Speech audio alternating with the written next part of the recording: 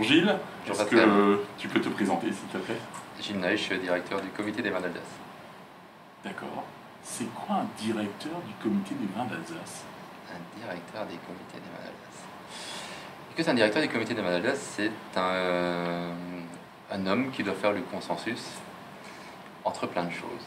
Entre la production et le négoce. Puisque c'est quelque chose, l'interprofession est un organisme paritaire qui gère finalement toute la filière, depuis la production jusqu'à la mise au marché. Donc pour répondre à ta question, qu'est-ce que c'est un directeur d'interprofession? C'est un directeur qui doit travailler avec toutes les composantes de ce magnifique vignoble, composantes humaines. Qui dit humain dit forcément quelques petites complexités dans les relations, mais un grand plaisir d'essayer de mettre tout ce beau monde en ordre de marche pour faire rayonner les vins d'Alsace. C'est ça qui anime le quotidien du directeur d'une interpro. Est-ce qu'il faut être un homme de challenge pour prendre ce poste? Évidemment. Évidemment. Si tu n'as pas les challenges, il ne faut pas toucher à ça. Ça c'est clair. Je pense que nos professionnels dans le vignoble sont aussi des femmes et des hommes de challenge. Donc c'est tout à fait normal qu'à ce poste-là, on aime les challenges, on ose les relever, on ose faire des choses qu'on n'a peut-être pas faites jusque-là, parce que le monde bouge très vite, les entreprises bougent, les entreprises devraient peut-être même bouger encore plus vite que ce qu'elles ne font aujourd'hui en Alsace pour reconquérir toutes les parts de marché qu'elles ont malheureusement pour X ou Y raison dont on n'a peut-être pas le temps de parler aujourd'hui. Perdu un certain nombre de marchés et c'est sûr que ça c'est des challenges au quotidien et ça aussi c'est quelque chose qui m'anime et qui fait ma raison d'avoir choisi un changement de carrière à un moment donné. Clairement je suis à fond dans ce challenge et j'adore. D'accord. Bon ben, on est à la foire au vin de Colmar, Ouais. Ça a commencé aujourd'hui. Pour le CIVA, pourquoi être présent à la foire au vin de Colmar? C'est important.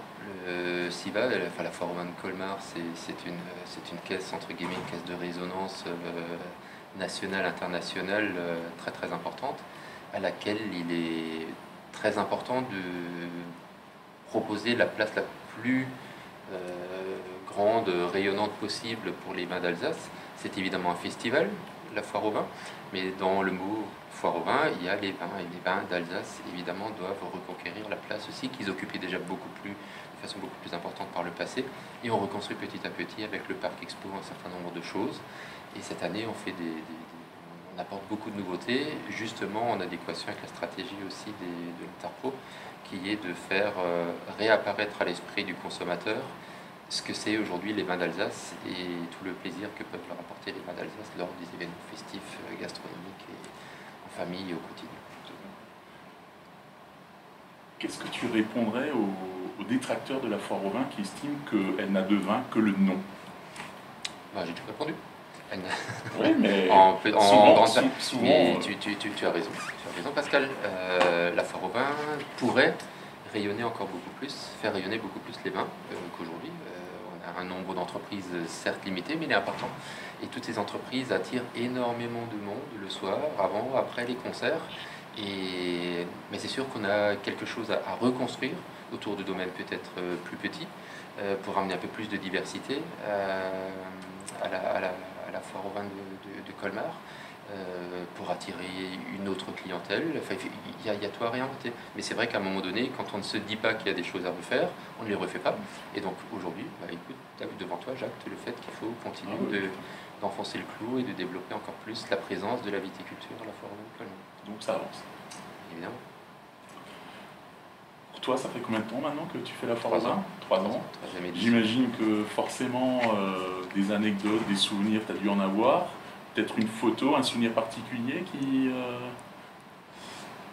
Un souvenir particulier, j'ai le souvenir de l'édition de l'an dernier, la 71e foire au vin,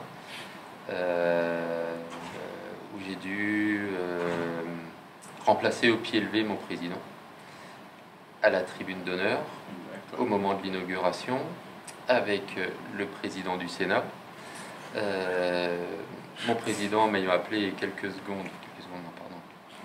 minutes, une demi-heure avant l'inauguration pour m'annoncer qu'il avait un contretemps malheureusement incroyable, mais bon, il l'a eu. On a cherché quelqu'un pour le substituer, on n'a pas trouvé, il m'a dit t'as pas le choix, tu le fais. Et donc du coup, branle-bas de combat, récupération du discours, se mettre en ordre de marche, sans cravate ni rien, le temps s'y prêtait. Mais voilà, c'était une surprise incroyable, et puis finalement ça s'est très très bien passé. Et le pupitre, c'était comment? Le pupitre? Bah, t'étais sur la scène avec le pupitre, donc Ah ouais, forcément... voilà, bon, devant le pupitre, ça m'arrive Oui, de temps en temps, ouais. mais c'est vrai, le fait de le faire comme ça au pied levé, avec mon président qui est arrivé 1h30 après, Tout à fait, ouais. c'était quelque chose qui m'a remarqué. D'accord. Et j'ai des photos, Oui, j'ai des preuves, oui, c'est je vrai. les donnerai. Je les donne. Alors, on va aller sur quelque chose d'un tout petit peu plus personnel. Si tu étais un grand cru, tu serais lequel et pourquoi? Je pense que j'irai sur le Kirchberg de Bar, parce que c'est un grand cru qui m'a marqué dans ma jeunesse, qui m'a marqué par la précision des vins qu'un certain nombre de vignerons élèvent à partir de ce grand cru, dont des amis très très proches. Et c'est vrai que c'est peut-être ce grand cru-là qui a donné naissance à l'histoire que je suis en train de vivre aujourd'hui. Et pour finir, si tu étais un repas alsacien pour l'accompagner? Alors je prendrais de toute façon le Riesling du Kirchberg de Bar, et le repas pour l'accompagner. Le repas alsacien, tu disais? Oui. Après, ça te Ah ouais. voit, hein. Ah ouais. Écoute, je suis un Alsacien pure souche et c'est fou, mais j'adore.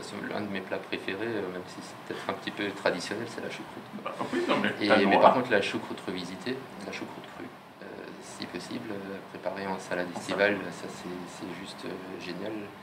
Oui, ce serait ça ma proposition, avec quelques petites saucisses qui seraient peut-être pas forcément l'association de la choucroute alsacienne traditionnelle, mais un peu comme un brooch polonais que tu associes avec, peut-être même avec une saucisse Morella coupée en fines tranches que tu poses comme ça sur du chou cru, juste assaisonné avec peut-être un petit peu de fraîcheur.